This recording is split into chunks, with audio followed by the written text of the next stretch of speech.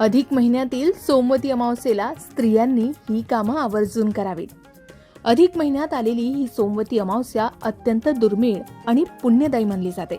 या दिवशी अमावस्येचे, अधिक मासाचे आणि सोमवारचे महत्त्व एकत्र आल्यामुळे या दिवसाचं महत्त्व अधिकच वाढलंय. म्हणून या दिवशी केलेले जप, दान, पूजन आणि व्रत याचं फळ अनेक पटींनी प्राप्त होतं अशी धार्मिक श्रद्धा आहे. त्याचबरोबर सोमवार, अधिक मास आणि अमावस्या असा त्रिवेणी संगम वर्षानुवर्षातून एकदाच येतो.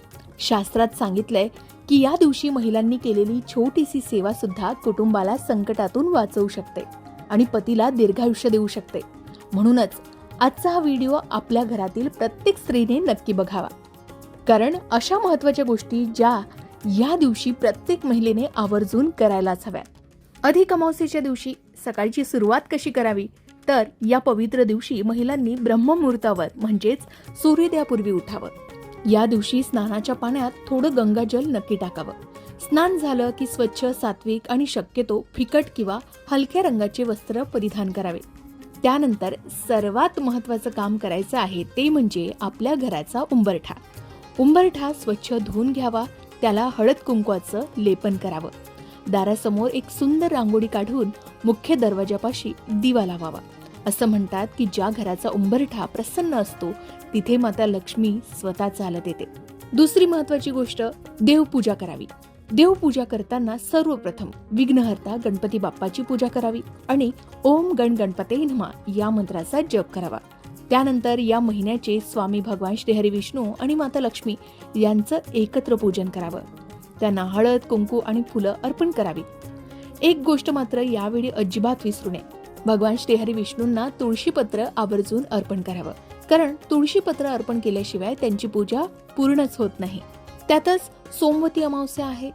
या दिवशी भगवान श्री हरी विष्णू यांच्या चरणी तुळशी नक्की अर्पण करावी आणि डोळे मिटून अत्यंत भक्तिभावाने ओम नमो भगवते वासुदेवाय या मंत्राचा किमान 108 वेळा माळेवर जप करावा. कारण ही अधिक महिन्याची अमावस्या असणार आहे आणि अधिक महिन्याचा शेवटचा दिवस असणार आहे. या छोट्याशा पूजेनं आपल्या घरातील सगळी नकारात्मकता दूर होईल. त्याचबरोबर तिसरं महत्त्वाचं काम करायचं आहे ते म्हणजे सोमवती अमावस्येला तुळशी पूजनाला अनन्यसाधारण महत्त्व आहे.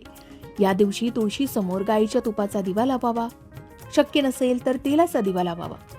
तुळशीला जल अर्पण करावं आणि सुहासिनी महिलांनी श्रद्धेनं तुळशीला 108 प्रदक्षिणा घालाव्यात. प्रदक्षिणा घालताना प्रत्येक वेळी एक फूल, एक फळ किंवा सुकामेवा अर्पण करावा.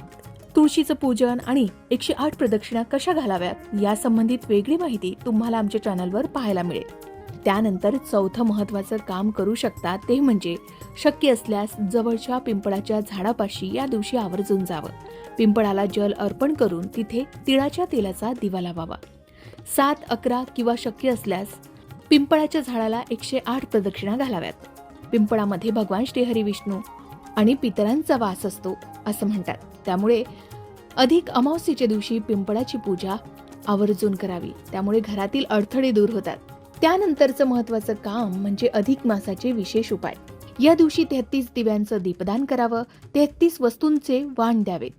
आता 33 दिव्यांचे दीपदान कसे करावे, 33 वस्तूंचे वाण कसे द्यावे या संबंधित सुद्धा वेगळी माहिती तुम्हाला आमच्या चॅनलवर पाहायला मिळेल. त्यानंतर महत्त्वाचं काम तुम्ही करू शकता ते म्हणजे पितरांसाठी विशेष उपाय. कारण अमावस्येच्या दिवशी पितरांचे कार्य केले जाते आणि अमावस्या ही पितरांची तिथी आहे. यासाठीच एका तांब्यात स्वच्छ पाणी घेऊन त्यात थोडे काळे तीळ टाकावे आणि पितरांचं स्मरण करून ते जल सूर्यदेवाला किंवा दक्षिण दिशेला तोंड करून अर्पण करावे. संध्याकाळी घराच्या दक्षिण दिशेला तिळाच्या तेलाचा एक दिवा पूर्वजांच्या आत्मशांतीसाठी नक्की लावावा. या व्यतिरिक्त सर्वात शेवटचं आणि महत्त्वाचं काम ते म्हणजे अधिक मासाचं उद्यापन. ज्या महिलांनी संपूर्ण महिनाभर व्रत, उपवास, पारायण किंवा दीपदान केले आहेत त्यांनी अधिक अमावस्येच्या दिवशी या व्रताचं उद्यापन करावं किंवा त्याची सांगता करावी असं सांगितलं जातं. यथाशक्ती अन्नदान किंवा दान दक्षिणा देऊन या दिवशी पवित्र महिन्याचा आशीर्वाद पदरात पाडून घ्यावा.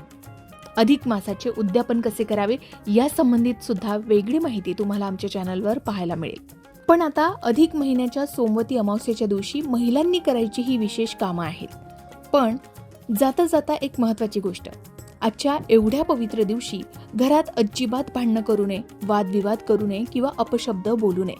घरात मांसाहार किंवा मद्यपान अजिबात करू नये, कोणाचाही अपमान करू नये आणि मुख्य म्हणजे या दिवशी संध्याकाळी घरात कुठेही अंधार ठेवू नये. अमावस्येची रात्र असली तरी आपला उंबरठा आणि तुळस दिव्याने उजळलेले असावे. तर माता भगिनींनो, अत्यंत साध्या पण तेवढ्याच प्रभावी भक्तिभावाने ही सोमवती अमावस्या साजरी करा. भगवान श्री हरी विष्णू आणि माता लक्ष्मी तुमच्या पदरात सुखाचे दिवस नक्कीच घालतील. मग अधिक महिन्यात तुम्ही कोणते विशेष कार्य केलेत आणि त्याचे तुम्हाला काय फळ मिळाले कमेंट करून नक्की सांगा. याही व्यतिरिक्त तुमच्या भागात सोमवती अमावस्येच्या दिवशी किंवा अधिक महिन्याच्या शेवटच्या अमावस्येच्या दिवशी कोणते विशेष कार्य केले जाते, तुमच्या भागातील काय प्रथा आहेत कमेंट करून नक्की सांगा.